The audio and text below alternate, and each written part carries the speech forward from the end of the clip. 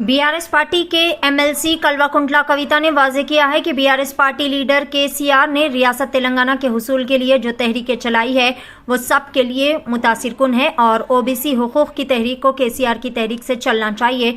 इन्होंने कहा कि केसीआर कानून के जरिए की गई हर हरकत का नतीजा मिलेगा।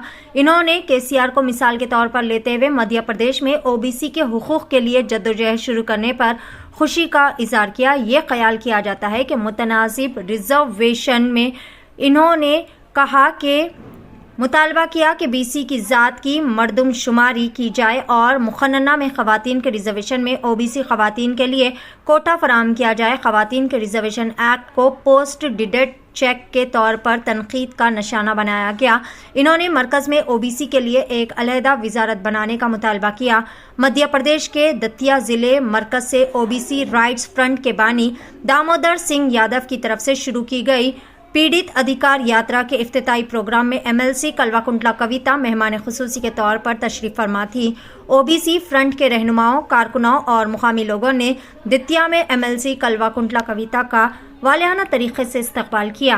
पेशस खुसूस में चंद मनाजिर DTV 9 के साथ। तेलंगाना अलग प्रदेश बना, 10 साल सत्ता में हम थे और यहाँ मुझे हमेशा जब संघर्ष के समय में भी एक बात चल रही थी, बुंदेलखंड मध्य प्रदेश का जो हिस्सा है या बुंदेलखंड यूपी का बुंदेलखंड भी है और तेलंगाना है, दोनों में बहुत सिमिलरिटी है, एक ही जैसे हमारा गांव है 2 तालाब है, दामोदर जी का गांव होगा, मुझे जरूर मालूम है 2 या 3 तालाब होंगे, लेकिन आज हमारे गांव के तालाबों का क्या हालत है एक बार सोच लीजिए, क्योंकि सरकारें कभी भी उनको सपोर्ट नहीं करती है।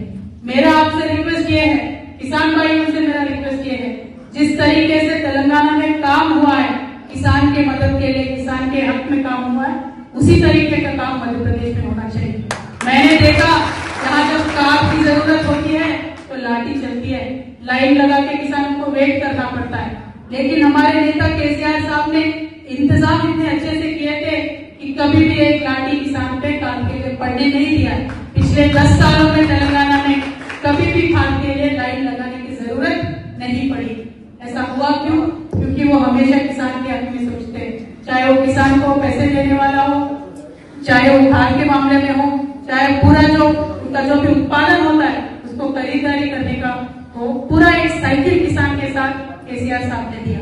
मेरा आप सबसे किसान भाइयों से यही रिक्वेस्ट है कि यहाँ की सरकारों को, हर प्रदेश के सरकारों को अपनी जिम्मेदारी हमें याद दिलाने की टाइम अभी आ गया है, क्योंकि बातें बहुत करते हैं किसान की आमदनी दूसरी करेंगे, अभी तक तो हुआ नहीं है, इसीलिए हमें आवाज उठाना जरूरी है।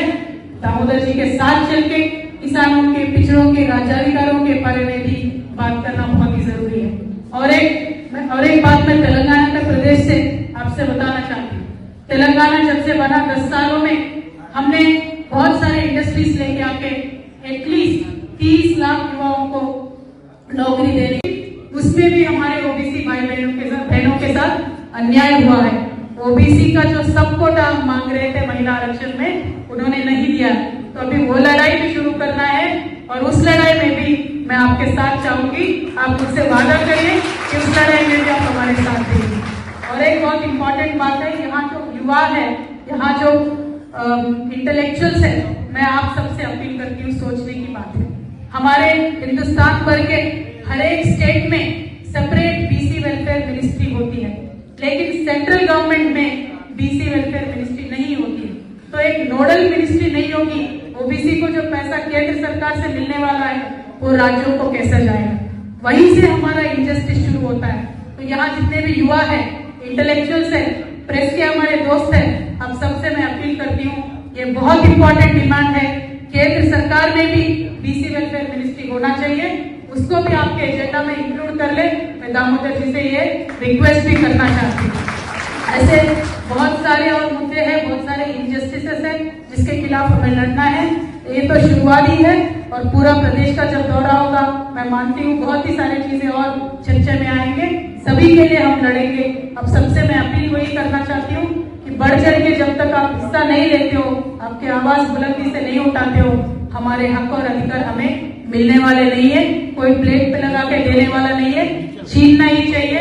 उसके लिए तैयार हो जाइए, हम आपके साथ हमेशा रहेंगे। Thank you so much. जय तेलंगाना, जय जय टीसी, थैंक यू।